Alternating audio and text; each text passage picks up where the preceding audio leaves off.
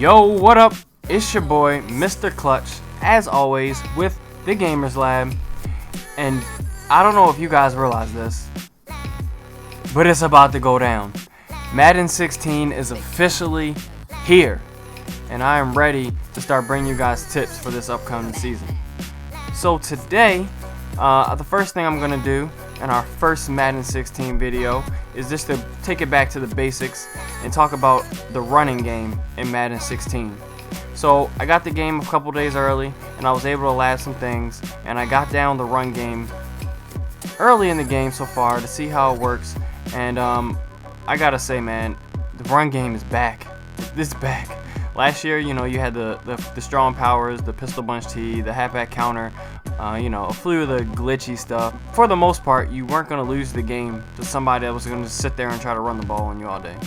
At the end of the day, they had to be able to pass the ball, and if they couldn't get it done, you guys would be able to win the game. So this year, I believe that running the ball is back. So let me talk to you real quick about how the run game works. So a few things that I've noticed early in the game so far. Quick cuts are back. You don't have to steer your running back like you did last year. He cuts quick and he reacts very quickly to the left analog stick. So if you're holding it up, he's going to run up. If you're holding it left and then up, he's going to start left and then cut it back up. So that's a good thing or a bad thing. If you have a pretty good stick and you can get used to it, it's going to be good, allowing you to hit the holes you want to hit and hit what's there instead of what the play necessarily thinks that you should go. So the next thing is the offense sets the edge this year again. The outside guards and tackles, they seal their ends for the most part unless they are in a wide formation, but they do a pretty good job of sealing unless the defense makes a great play. The other thing that's huge is the wide receivers block way better than they did last year. If you pass commit, you're done. I mean, they're going to hold their block. They're probably going to pancake the cornerback. I mean, I'm just being honest. But the wide receivers block a million times better than they did last year. So those are the good things. One of the bad things that I don't like, some of the handoffs, if you guys haven't already seen, are really slow. So you're going to really want to look for the best plays, and those being the ones that have quick handoffs where you can control your running back really quick as soon as you get the ball. So I went over a few of the general running game ideas and techniques. Let me show you guys a few of the plays that I'm liking so far, and then we'll go over those, and you can try to look through your playbook and see if you have them. So the first thing I want to talk about is the halfback dive. I'm in single back ace twins right now. As you can see, as soon as he catches the ball, I see that he gets sucked down, and because of the new running mechanics, you can cut the ball outside right away. So halfback dive is essentially a dive or a sweep. So as you zoom out, you can see the safety comes down, there's nobody outside. I quickly cut the ball to the outside of the field, and it's wide open green grass. Here's another example real quick that just shows that as soon as I see the defender coming down, I cut it to the outside, and because there's nobody out there containing, easy money. Now the next good thing about the dive, as you can see, you can also cut the ball to the left. As you see, as soon as I got the handoff, I cut left because I saw the opening there, and I spun back inside to get a few extra yards. I don't want to beat the halfback dive to death, but as you guys can see, man, this is definitely something you guys are going to want to use. I mean, it's a three-headed rushing attack in one play. As soon as you snap the ball, you can cut it up the middle and hit the intended hole. You can cut it right if they fill the box, or you can cut it left if they're heavy right and you want to cut it back to the left to try to exploit a hole in the defense on that side of the field. Okay guys, so the next play that I want to talk about that is going to be really popular this year, I'm telling you, is going to be the fullback dive. As you can see here, man, it's a quick handoff and it completely blows up the middle of the field. I mean, this is going to be huge. As you can see in the examples, I'm getting 5 yards a rip. I mean, to get a play that's easiest means just hand the ball off and go. It doesn't get any simpler than that, man.